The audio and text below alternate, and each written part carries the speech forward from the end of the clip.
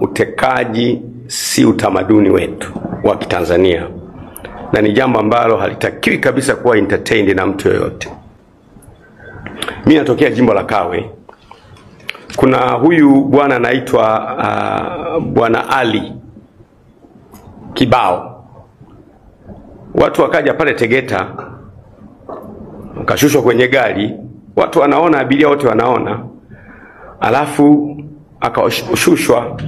Kesho yake kapatikana amekufa.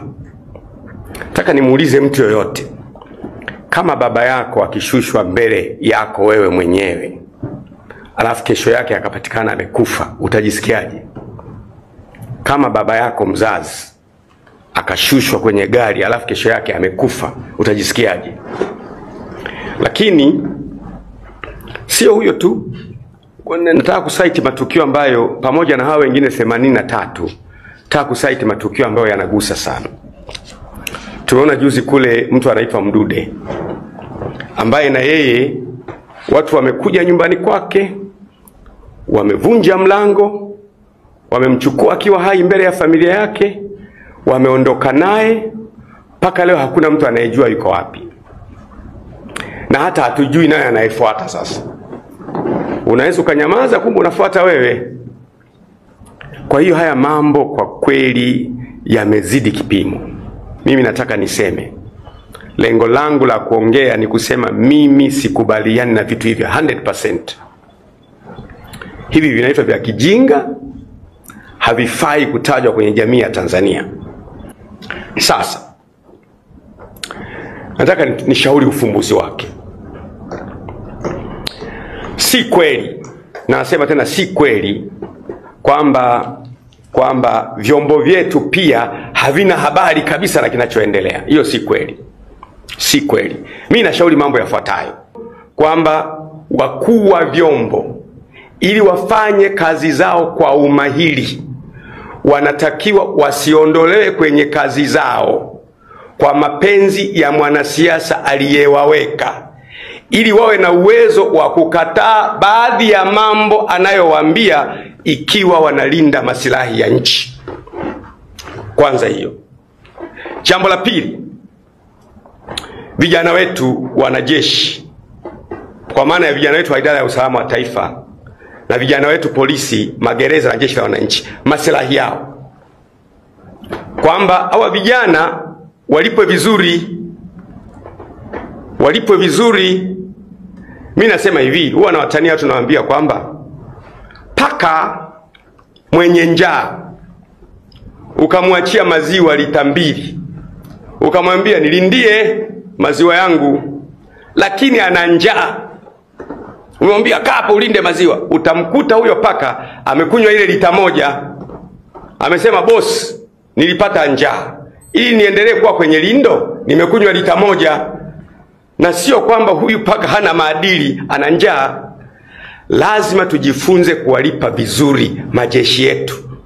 Sisemi kwamba hawalipi vizuri, naomba mtu anielewe. Sisemi kwamba hawalipi vizuri. Kama wanalipa vizuri, basi vizuri zaidi.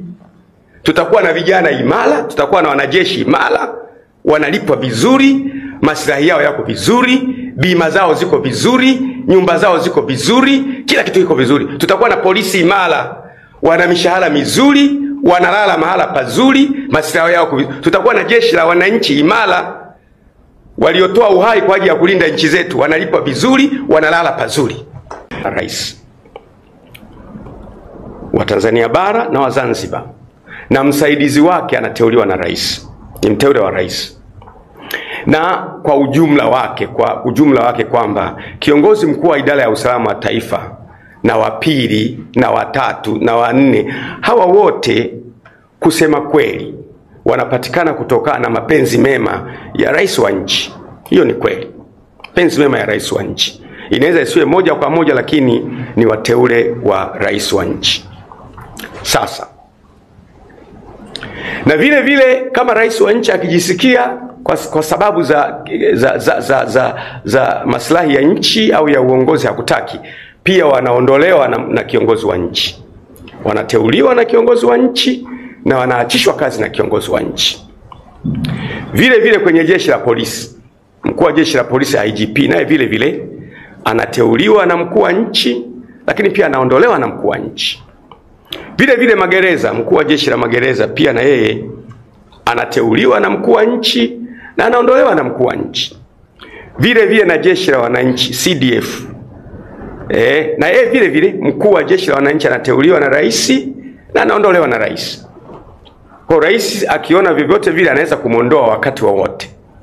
Kwa mfano huyu mkurugenzi mkuu wa idara ya usalama wa taifa akaona liko jambo ambalo ama mheshimiwa rais ama mamlaka za nchi zinafanya kinyume na uzalendo wa Kitanzania, halafu akashauri, bwana, mimi kama mkuu wa idara ya usalama wa taifa ninaona kwamba hili jambo linahatarisha usalama wa nchi, liachwe.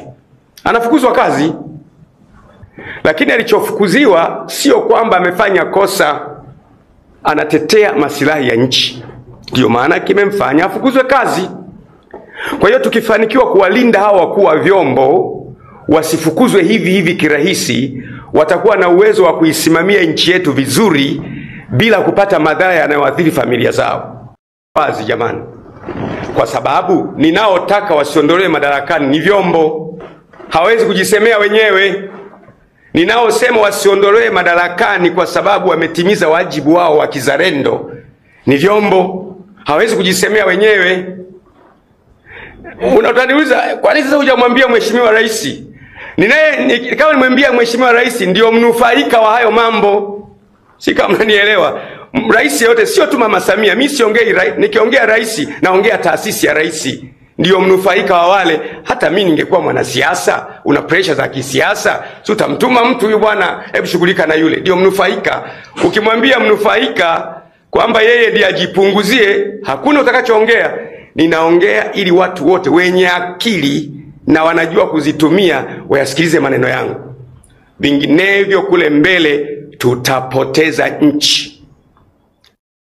John Pombe Magufuli anatoka madarakani, tulikuwa na mkuu wa idara ya usalama wa taifa DJIS, alikuwa anaitwa Diwani. Alipoingia mheshimiwa rais wangu na mwenyekiti wangu, for some reasons Diwani ameondoka hapa katikati hapo. Na haondoki yeye, na walio chini yake wote wanaondoka.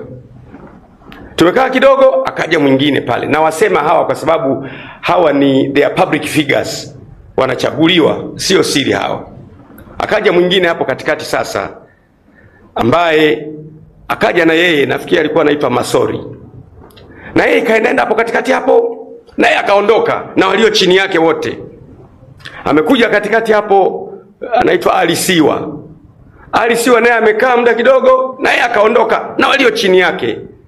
Amekuja huyu tulionao sasa hivi, ndugu yangu, rafiki yangu Suleiman Mombo, ndio tuko naye. Sasa unaweza kujiuliza ndani